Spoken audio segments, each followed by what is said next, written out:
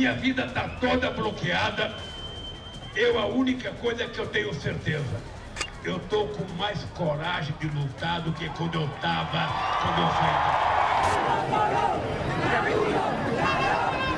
¡Viva Venezuela!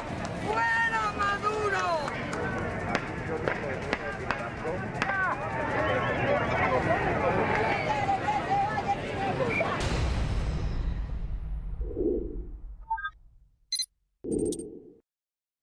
Bueno, muy bien, y como cada miércoles tenemos el placer de tener aquí a Joaquín Morales Solá. Bienvenido, Joaquín. Gracias, Leonora. Un placer tenerte aquí. Bueno, recién hablábamos de las complicaciones, los momentos que se están viviendo en cada uno de los países de la región. Vamos a centrarnos ahora en Bolivia y el debate argentino sobre Bolivia en medio de esta transición presidencial. A ver, vos hiciste una excelente síntesis al presentar este tema, porque además es un problema que está en toda América Latina. Pero efectivamente, en este momento, además, el Congreso argentino está debatiendo la situación de Bolivia, y lo que se ve en todo este debate de los últimos días es demasiada ideología en el debate sobre lo que está pasando en Bolivia. Es decir, hay un quiebre en la política que va del peronismo a la izquierda, pasando por todas las vertientes peronistas, que considera eso un golpe de Estado. Y después hay del centro hacia el PRO, el radicalismo, la coalición cívica, que aceptan que hubo una interrupción constitucional. Ahora digo, ¿cuál es la diferencia? Sí, yo creo que hubo técnicamente un golpe de Estado. Lo que pasa es que no hubo un golpe de Estado en la tradición que nosotros estamos acostumbrados a ver en Latinoamérica.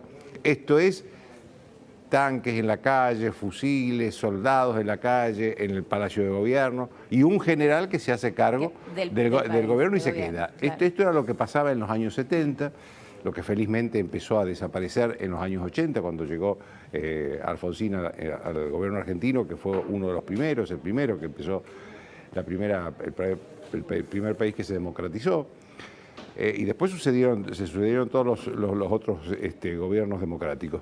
Entonces, como fue en los 70, no fue. Ahora, que hubo un general que le pidió la renuncia al presidente, vestido con uniforme de fajina, adelante de las cámaras de televisión, esto no se puede negar. No. Ahora, tampoco, yo creo que acá los dos grupos no están dispuestos a evaluar la situación boliviana en general. Porque también teníamos al expresidente Evo Morales, que ha sido un gran presidente en materia económica. Esto hay que reconocerlo. Es cierto. Digamos, Bolivia tiene una estructura económica hoy como no la tuvo en su historia gracias a la gestión de Evo Morales. Ayer repasábamos algunos números, ¿no? Y cómo bajó la pobreza, la desigualdad, cómo creció la economía. ¿Cómo creció la economía? Fíjate vos que hablan de desaceleración de la economía este año porque va a crecer al 3,9. Claro. Venía creciendo al 4,3, 4,5, sí.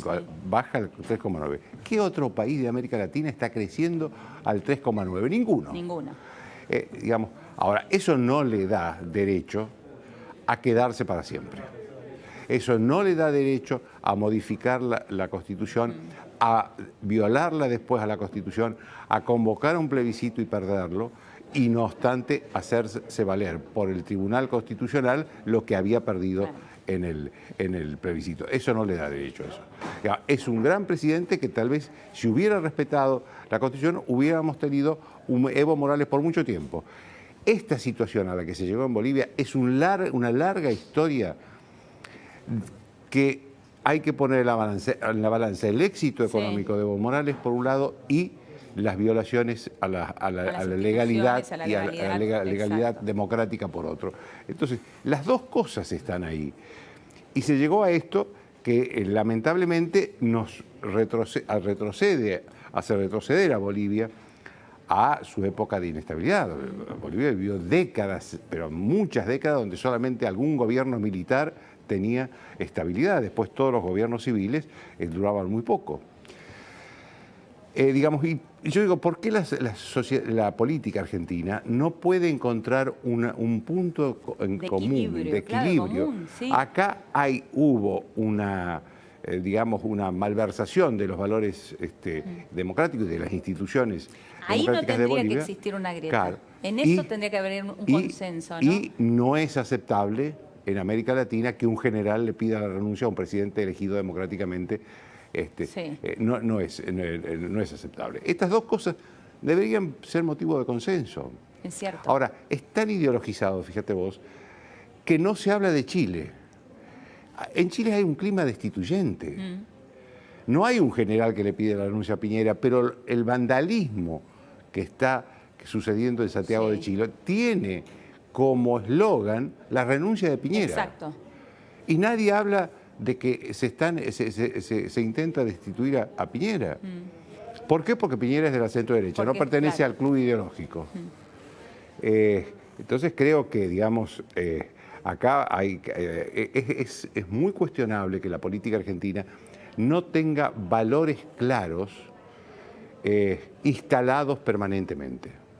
Ahora, No se puede violar no se pueden violar las reglas de la democracia. No puede un militar meterse en la vida democrática y es también destituyente cuando no hay militares y hay semejante vandalismo como en Santiago de Chile, como el que se está pidiendo la renuncia del presidente constitucional. Ahora, Joaquín, quien salió a repudiar esto y llamarlo golpe de Estado desde el primer momento fue Alberto Fernández, diferenciándose de la posición del gobierno, llamando como al gobierno hablando del gobierno como en una posición tibia, pero al mismo tiempo, más allá de la diferencia entre si se llama o no golpe de Estado, lo que sí dice Alberto Fernández es, él reconoce estas últimas elecciones como válidas, él dice Evo Morales ganó, todo esta violación a las instituciones que vos recién marcabas muy bien, no las reconoce como tal. A ver, Alberto Fernández en primer lugar tiene una relación personal con Evo Morales, de hecho estuvo almorzando con él hace muy poco tiempo, hace un mes, cuando Evo Morales hacía campaña acá, porque en la Argentina hay una importantísima colectividad boliviana, que también desde ese punto de vista hay que mirar el accionar del gobierno, porque digamos, no es México la Argentina en el sentido de que en México hay una colectividad muy chica de bolivianos. Acá hay una colectividad importante. Sí, es la segunda más importante en Argentina. Estuvo almorzando con Evo Morales, si lo conoce personalmente, debe haber algo de solidaridad humana con Evo Morales, porque la verdad es que además se tuvo que refugiar en México, se tuvo que asilar en México, porque además es cierto que corría peligro su vida ahí. Lo que demuestra el grado de ruptura del orden constitucional e institucional en Bolivia para que un expresidente que renuncie no pueda tener garantía de su vida. Debe haber algo de humano. También hay algo, digamos, Alberto se ha colocado en una especie de liderazgo latinoamericano, liderazgo de izquierda, por supuesto, en un momento en el que es cierto que están cayendo los últimos líderes que quedaban de la izquierda latinoamericana, el caso de Evo Morales en Bolivia, posiblemente en Uruguay en la segunda vuelta gane el Partido Nacional con Luis Lacalle Pou, y pierda por primera vez en 15 años el Frente Amplio. Y no quedan muchos más, salvo Venezuela, que Alberto Fernández nunca se va a abrazar a el único aliado que le queda sería López Obrador, ¿no? Sí, pero López Obrador es un hombre mucho más moderado. Fíjate vos que en el tema Bolivia, él hace un hecho, da un hecho mucho más importante que cualquier otro cuando le da el asilo, le manda el avión a Evo Morales, pero casi no habla. Casi no habla de Bolivia. Él no habla si lo que dice la OEA es cierto o no es cierto, no habla. En cuanto a lo que Alberto Fernández habla de la OEA, que desconoce absolutamente el dictamen de la OEA, yo no sé qué documentos tiene él. Seguramente documentos que le pasó o pruebas que le pasó Evo Morales, porque estuvieron en contacto todo el tiempo. De hecho, hoy mismo Evo Morales también habló de la OEA, habló de Almagro específicamente. Pero lo cierto es que hubo una misión técnica, no política, técnica de la OEA en Bolivia, que al final de la investigación dijeron nosotros no podemos garantizar que Evo Morales haya ganado en primera vuelta y por lo tanto esa elección se tiene que hacer de nuevo. Ahora, si no creemos en la Organización de Estados Americanos, integrada por los estados de toda América, desde Canadá hasta la Argentina, si no creemos en la institucionalidad de la OEA, entonces la disolvamos. Claro. ¿Para qué van a estar? Cada país aporta dinero todos los años para que la OEA funcione. Y se supone que es un organismo neutral que va a los lugares donde hay un conflicto para tener una opinión objetiva de lo que está pasando. Una opinión objetiva que vino después de un apagón sorpresivo. Pero tan es así que Evo Morales, de hecho, acepta ese dictamen, porque él lo había considerado vinculante, y convoca nuevas elecciones. Anula las anteriores y convoca nuevas elecciones. Y es más, dice, voy a también a reemplazar al todo tribunal claro. superior. Y lo pone preso, está preso el anterior tribunal electoral. Entonces, digamos, me parece que Alberto tiene que tener algún eje de objetividad que le está faltando en este tema. Está el tema, y ahí sí él tiene razón, el tema de la presidenta nueva, Yanina Áñez. ¿Por qué? Porque la Asamblea Legislativa no se reunió, no le aceptó la renuncia a Evo Morales, paso previo para designar un sucesor, y después de designarla a ella, ahora apareció la presidenta del Senado, o vicepresidenta del Senado, vicepresidenta primera del Senado, que dice, no, yo estoy antes que ella, es del partido de Evo Morales, y a mí me corresponde asumir. Bueno, eso lo tiene que resolver la Asamblea Legislativa, esto es cierto, por eso el gobierno argentino tampoco la reconoce. No. La reconoce con el cargo que tiene en el Senado, vicepresidenta esa segunda, pero no como presidenta de Bolivia. Entonces, digamos, todas estas cosas se pueden conversar entre el gobierno que está y el gobierno que viene. Lo que me parece es que hay falta de diálogo. Yo creo que a partir del hecho de Bolivia, Alberto Fernández se comprometió tanto con el tema de Bolivia que se rompió inclusive el diálogo para la transición en general. Claro. ¿No? Que de hecho nadie está hablando. Eso te iba a decir, nadie está hablando de la transición, no hay definiciones tampoco. Acá estamos en una situación como si fuera a asumir un nuevo gobierno en Suiza. No estamos en Suiza. Tenemos muchos problemas económicos, sociales, que resolver, y la verdad que no hay un diálogo entre el gobierno que se va y el gobierno que viene. Y esto lo empeoró ya antes de la crisis de Bolivia Alberto Fernández, cuando la semana pasada dijo, bueno, ¿de qué vamos a hablar? ¿De dónde están los escritorios? No van a hablar de dónde están los escritorios.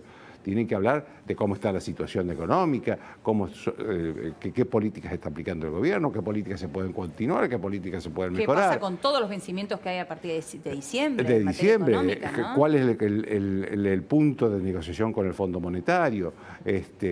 Todas esas cosas se tienen que conversar. Todo eso dejó de conversarse. Pero ni siquiera se conversa lo de Bolivia. Y hubo un intento, ¿no?, de conversación. Según Alberto Fernández, no se pusieron de acuerdo. No se pusieron de acuerdo porque Alberto le pedía el asilo de Evo Morales porque decía que corría vida Evo Morales. Y la verdad que es difícil para el gobierno argentino, vuelvo a repetir, por la numerosa colectividad boliviana que hay acá, tenerlo a Evo acá, y además no se sabe qué gobierno viene en Bolivia. Exacto. La Argentina es dependiente de las importaciones de gas de Bolivia. Exacto. Entonces no puede tener acá al líder opositor de un futuro gobierno en una colectividad que es muy proclive a apoyar a Evo Morales. Sin embargo, sí tuvo un gesto el gobierno de Macri al darle asilo a ministros en la Embajada Argentina. Ministros en la Embajada Argentina, ¿no? Y a dejar que el avión que lo trasladaba, hay que recordar que hay varios países que no permitieron que en su espacio aéreo pase el avión como Ecuador, por ejemplo. Entonces, pero el gobierno argentino sí permitió que el avión que lo llevaba Evo Morales pase por el espacio aéreo argentino, ¿no? Esto me parece, digamos, que son gestos que tampoco se reconocen, ¿no? Tanto de parte de lo que hace uno como de parte de lo que hace el otro. Por eso digo, está muy ideologizado esto, está muy ideologizado, y creo que el caso de Chile nos muestra el grado de ideologización que hay en la mirada de la política exterior. Todo está puesto en que el golpe de Estado contra Evo Morales, y no nos estamos fijando que en Chile hay un proceso destituyente que puede terminar con la presidencia del presidente Piñera. Y mientras tanto pasan los días para la transición. Así es. Y nosotros nos acercamos al cambio de gobierno sin que acá haya ningún diálogo ni ningún clima de pacificación interna, que la necesitamos, porque todas estas convulsiones están demasiado cerca. Joaquín, muchísimas gracias como siempre. A vos. Bien, momento de una pequeña pausa en La Nación PM. Quédate ahí porque a la vuelta estaremos conversando